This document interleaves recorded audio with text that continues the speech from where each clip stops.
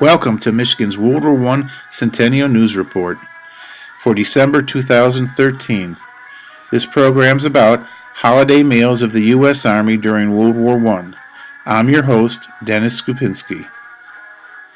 During this program, we're going to use the Manual for Army Cooks that was published in 1917.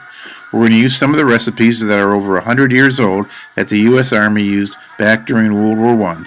We're going to take a look at some of the holiday favorites such as cranberries, sweet potatoes, and cheesy potatoes, and bake them just the way they did 100 years ago in the U.S. Army.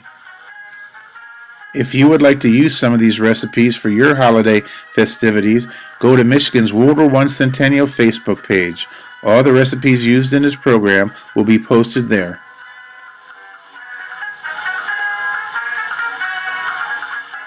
On November 28, 1918, the United States celebrated Thanksgiving. The United States had a lot to be thankful for. First of all, they were the major industrial power in the world. They were a creditor nation, and also the war ended just 2.5 weeks earlier, making this Thanksgiving extra special. The Thanksgiving dinner that year was extra special, as was illustrated by Battery D of the 4th Field Artillery in Corpus Christi, Texas. Sometimes during the holidays, it feels like you're cooking for an entire army when you have friends and relatives over for holiday meals. Well, this is basically what an Army cook does every day. The Manual for Army Cooks of 1917 provided them with the basis of planning a menu, recipes, and also how to organize for a company of men, which consists of about 60 soldiers. Since I won't be hosting any parties of 60 people, but I will be hosting a party of 6 people, I scaled down the recipes to just 10% of the total. This makes it a little bit more manageable and easier to cook and clean.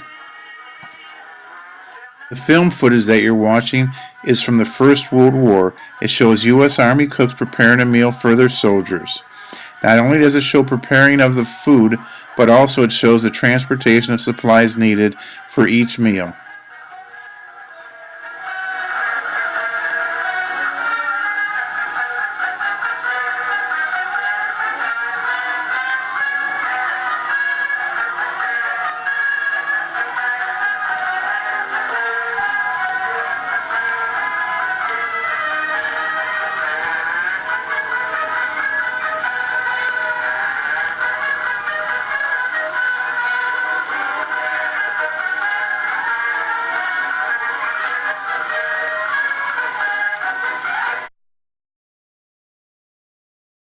The basis for our recipes is the Manual for Army Cooks 1916, which was published in Washington, D.C. by the Government Printing Office in 1917. When you cook a turkey, it says cook the same as a chicken. The recipe for cooking a chicken is provided here. This will also be available on Michigan's World War I Centennial Facebook page. Our first recipe is for Potatoes-sweet-candied for 60 men. And since I'm only cooking for 6, I reduced the ingredients. Instead of 20 pounds of sweet potatoes, I only used 2 pounds. And I reduced the other ingredients by the same scale. First you wash the potatoes, and then you boil them until they're fairly well done. Peel and slice lengthwise, spread in 3 layers in a bake pan, putting about 1/3 of the sugar and butter on top of each layer. Pour the beef stock over the whole and bake in a medium hot oven about 350 degrees for 40 minutes to an hour.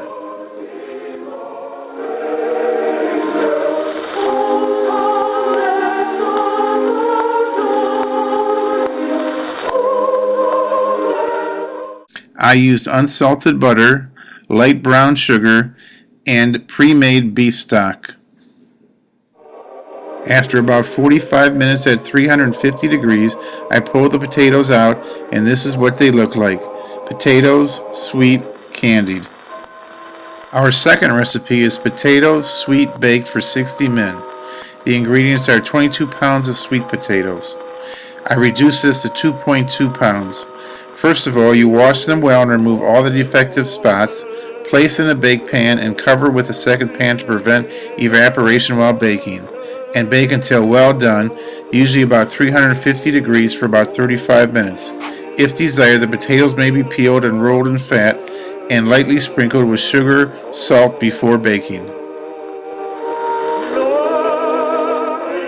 Our third recipe is for potatoes cheesed for 60 men. You start off with 22 pounds of potatoes. Of course, since we're only cooking for 6, I reduce it to 2.2 pounds of potatoes. Use any leftover cooked potatoes, cut about the size of a lima bean, season with salt and pepper, mix with beef stock, add grated cheese, spread 2 or 3 inches deep over the bottom of a well-greased bake pan, and bake for about 30 minutes in a quick oven or about 350 degrees. Since I didn't have any leftover cooked potatoes, I had to clean and bake my own. I use Yukon Gold. After scraping out the innards of the potatoes, I put them into the pan and followed the recipe, adding salt and pepper and beef stock. And then I added grated cheese.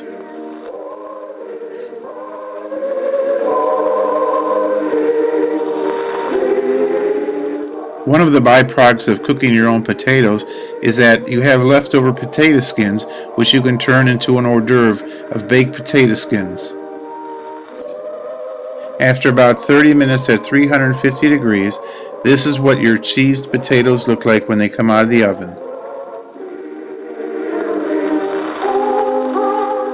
For our final recipe, it's cranberry sauce for 60 men, using 10 quarts of cranberries. Of course, since we're only cooking for 6, we reduce this to 1 quart of cranberries. First, you wash and boil the berries well.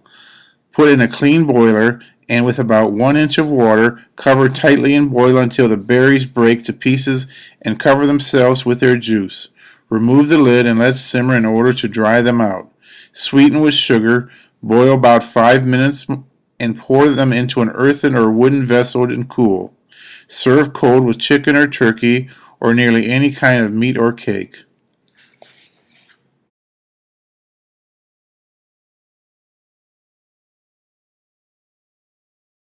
One of the things I noticed about the cranberry sauce recipe was the amount of sugar used. It is far less than what's currently used in most recipes, and therefore provides a little tangier cranberry sauce. So if you're looking for something different or something new for a holiday party or a dish to bring to a holiday party, go to Michigan's WW1 Centennial Facebook page and copy a few recipes. You'll find them interesting and unique.